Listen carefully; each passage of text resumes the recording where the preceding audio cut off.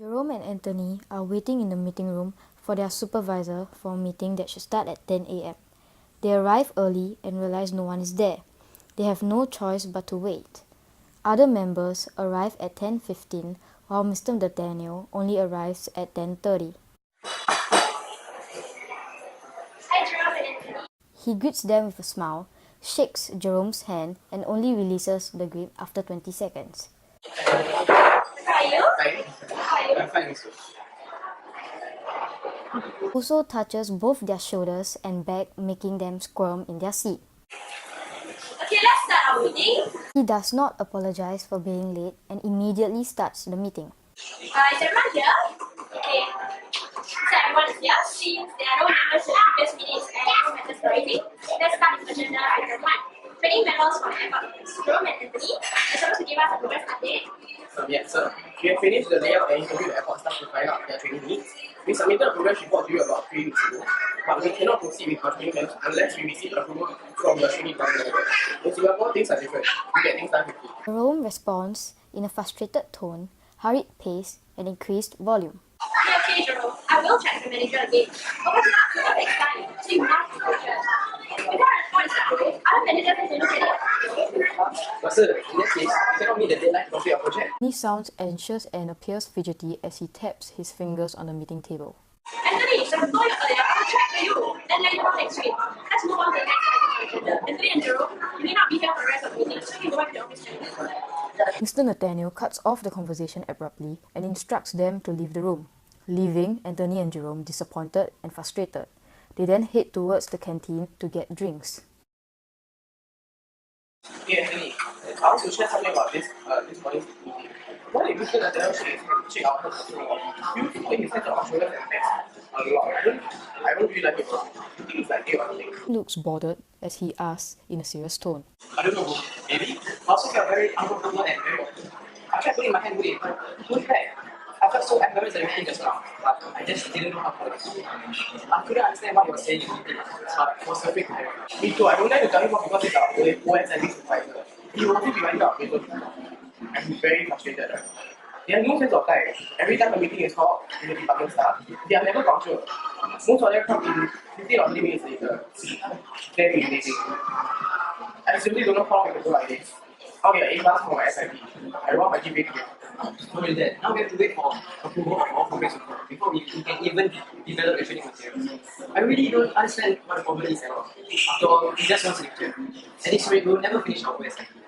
Anthony sighs loudly as he looks very annoyed and flustered. Both of them then head back to their office cabins.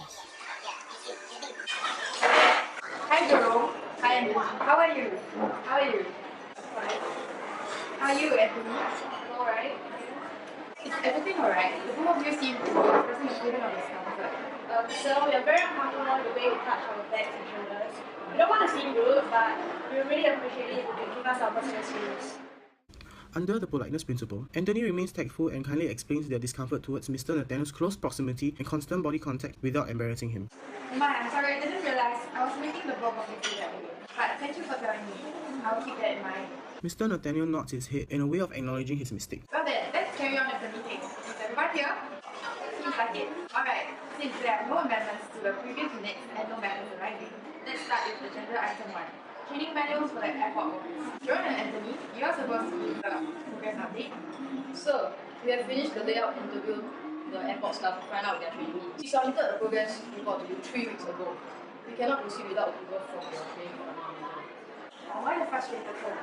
I hope you realize that I am still your supervisor. Also, I understand where you're coming from, but approval takes time.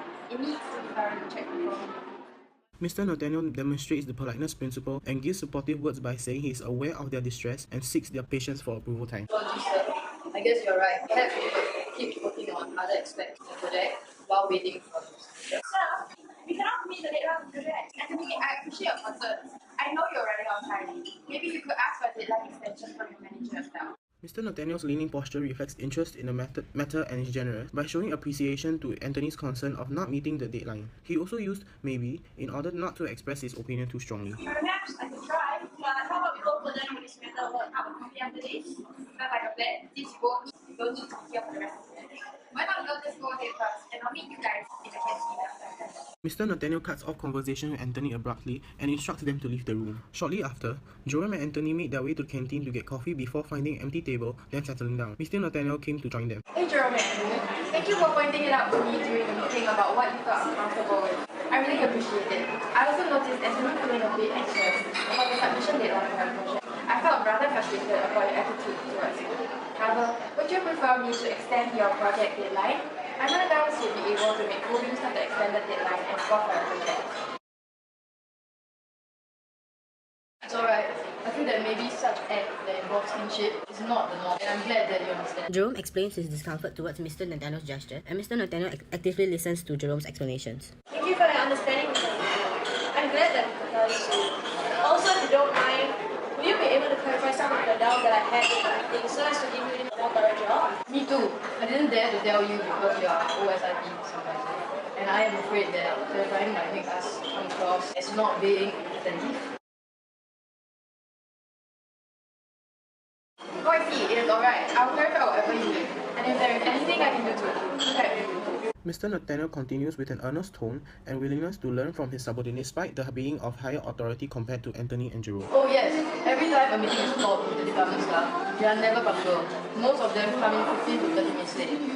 And this makes me feel quite irritated. I'm not sure how long I can put up with this. If I want to get an A+, Or good grade for every SIP. Oh, I see. I will talk to the department staff to make sure that such instances will not be repeated. Mr. Nathaniel understands the principle of the concept of time due to difference in cultural communication where time is more relaxed and laid back in the West compared to Asia where time is Seen as money and time is essence. thank you for understanding. I really appreciate it. Jerome, Anthony, and Mr. Nathaniel finish their food and proceed back to their work cabin.